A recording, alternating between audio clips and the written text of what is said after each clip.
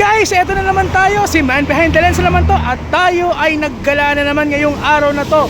So yung cafe na pupuntahan natin ngayon, actually napuntahan ko na siya before. So nandito ngayon tayo sa Amadeo, sa Coffee at Arsenia. So last time nandito kami ng best friend ko, so shout out sa aking dearest best friend na si May Baybay de la Peña, and thank you for introducing this cafe to me. So ngayon, papasok na tayo dito and order tayo ng kanilang mga pangmalakasang foods and drinks. So, ladies and gentlemen, pasok na tayo.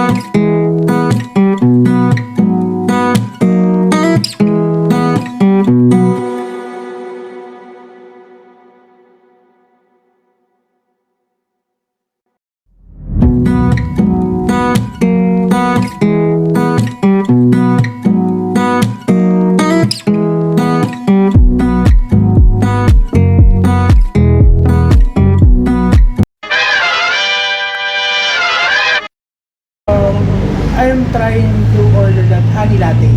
Ice or hot, sir? Sige, dahil mainit naman, mag-ice tayo. Then, order na rin ako ng rosemary chicken adobo. Then, hindi mawawala yung ubi cube. Any additional? Nothing else.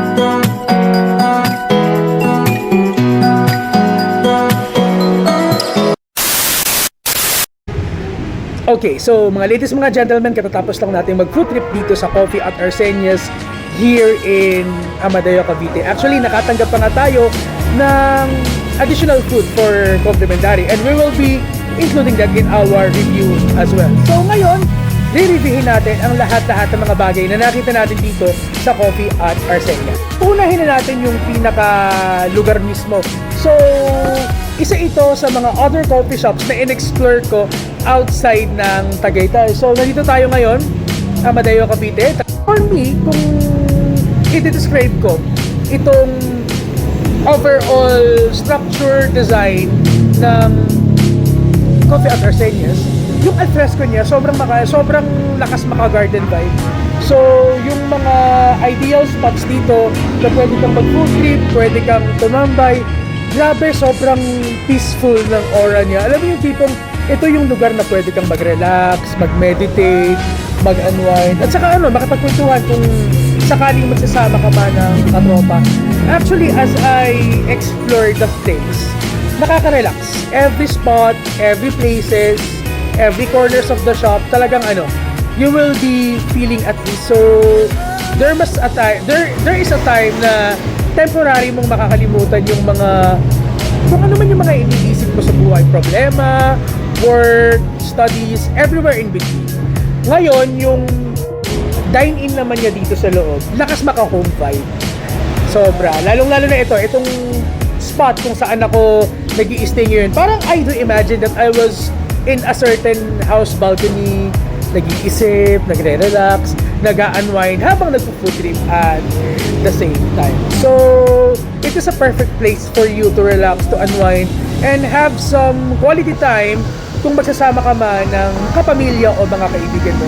So, for the entirety of the place, we will be giving it 10/10.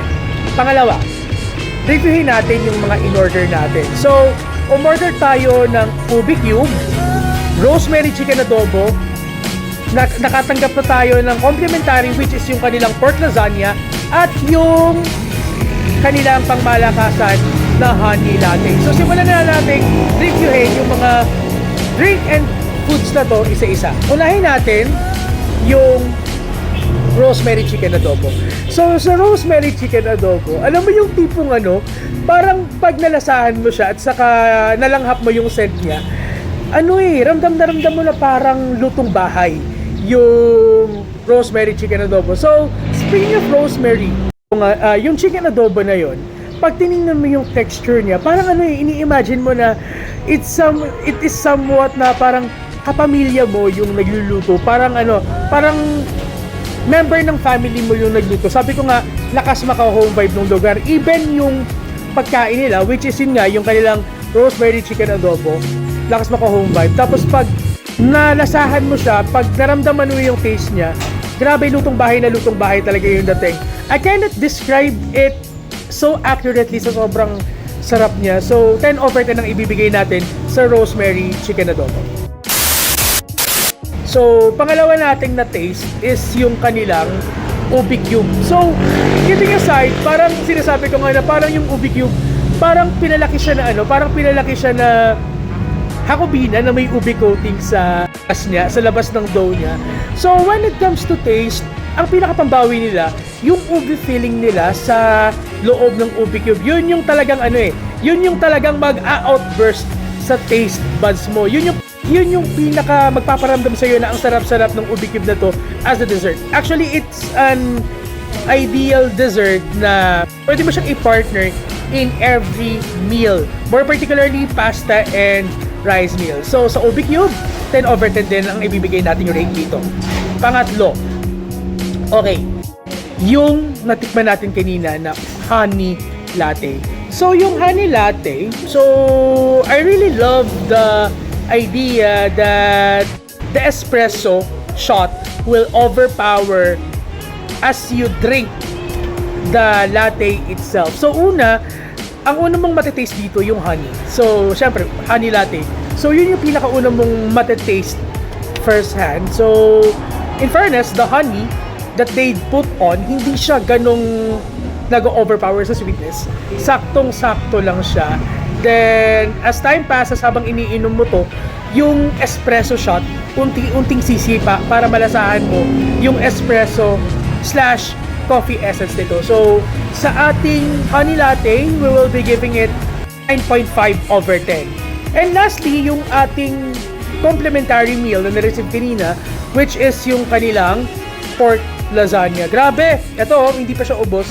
So, sobrang tender nung pasta niya. At saka in fairness, siguro kung ito yung kakainin mo at the first place, hindi agad bibigat yung sikmura mo. Kaya lang, later itong na-introduce sa atin. So, as we eat it, dahil nga may laman yung sikmura natin, medyo sumisipa yung carbo load niya sa sikmura natin. Pero sobrang tender kainin ng pork lasagna na to.